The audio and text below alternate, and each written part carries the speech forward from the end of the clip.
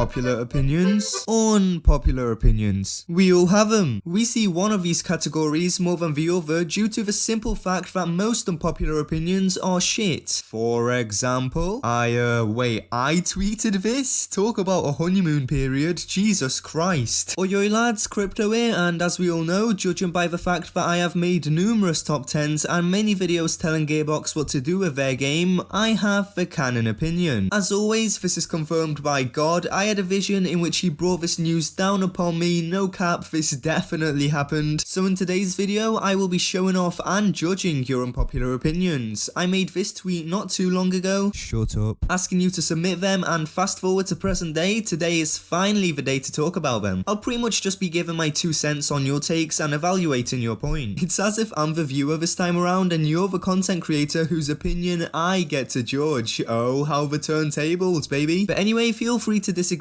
or agree with some of these opinions in the comment section down below, and hey, definitely make sure to state your own ones too. Troy and Tyreen are good villains. Holy fuck, we are starting off big, okay, I have some understanding of this. Obviously, Handsome Jack is a villain which Gearbox will never top. There was no chance of these dickheads beating him. Oh no, there was not. But I do feel like they were pretty damn annoying, mainly Tyreen anyway. I get that they tried to turn the players against them, but there were points of the story where I didn't even want to see them, which is not good considering I was starving for more Zarpedon in the pre-sequel. Though I really did start liking Troy before the end of the story, and I really wish they didn't kill him off as fast as they did. It's just the dad murdering psychopath who's the problem. Oh, and yeah, the streamer gimmick really didn't do them both justice. And linking into that is Troy is the most wasted potential I've ever seen in this series. Yep, exactly. Thank you. Alrighty, next up we have Handsome Jack sucks as a villain. Okay, I think we should just, cover up the rest and burn the evidence. The pre-sequel is as good a game as Borderlands 2, only held back by a crippling lack of endgame content to chase.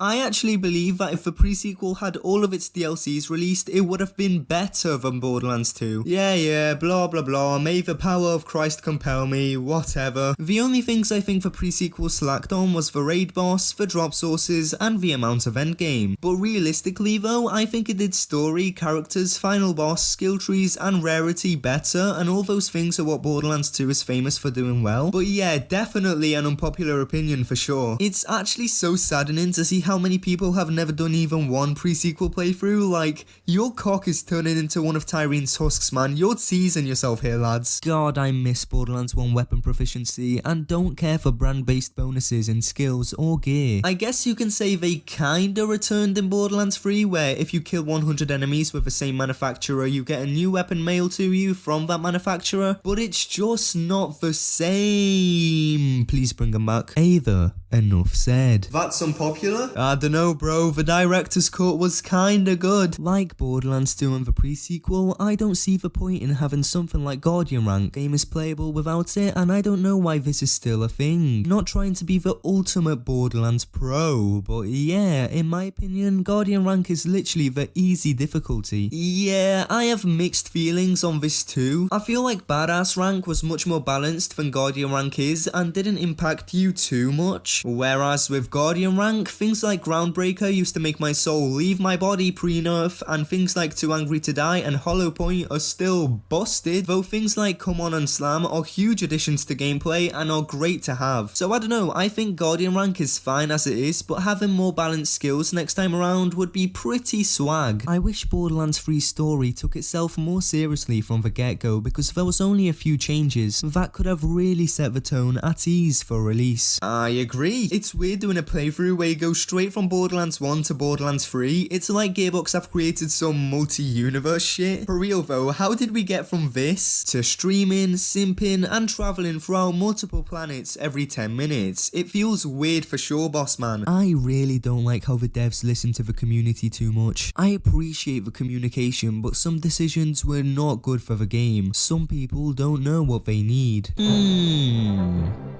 Point valid. Borderlands 2 has the worst Vault Hunter selection of any game. None are fun to play, only to exploit. Okay, I don't agree with this. I think Borderlands 1 has the worst Vault Hunter selection, but that's for obvious reasons. But I do get what the dude is saying. A lot of characters like Salvador rely on bugs, and sometimes bugs are impossible to avoid on them. And also, later on in the OP levels, every character has what, like 2 to 3 builds? Gage only has 1, which is a huge downgrade from the vast number of builds every other Borderlands game has. So ultimately, I partially agree if we're talking OP levels, but if we're talking build diversity in normal mode or TVHM, then that's a completely different story. I fell for Borderlands 1. I was enthralled by Borderlands 2. I was given new experiences with the pre-sequel. I saw many twists and turns in Tales. I was gifted freedom and personality in Borderlands 3, but I will never look back. Playing Borderlands 2 is hollow to me now, and I cannot survive on nostalgia goggles alone. That was just beautiful.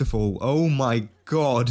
I think we'll wrap it up on that note. It's such a great way to end off. I'm actually really glad I made this video because at the end of the day, an opinion is an opinion, and like mentioned earlier, we only really hear the popular ones, so I'm glad I have a platform where people who think differently can be heard. Even if it's a shit opinion, which really makes me want to circumcise my cock with a pickaxe from the Lego Ninjago playset. But anyway, again, make sure to comment down some of your thoughts and unpopular opinions, and I do just want to mention that there are a lot more here, so if you hungry folks want to see a part 2 to the video, let me know. But yeah, fellas, with that out of the way, it's time for me to go. Don't worry, unlike the Teletubbies, I won't come back looking like a heroin addict in the next video. Pinky promise. So yeah, that marks the end of the video. Thank you all so much for watching. If you enjoyed, make sure to like and subscribe as it really helps me out a lot. I make content all things Borderlands and Wonderlands, so it's definitely worth sticking around. I hope you all have a great rest of your day, and I'll see you all in the next one. Stay classy. Peace, adios, goodbye, and remember, you've got to love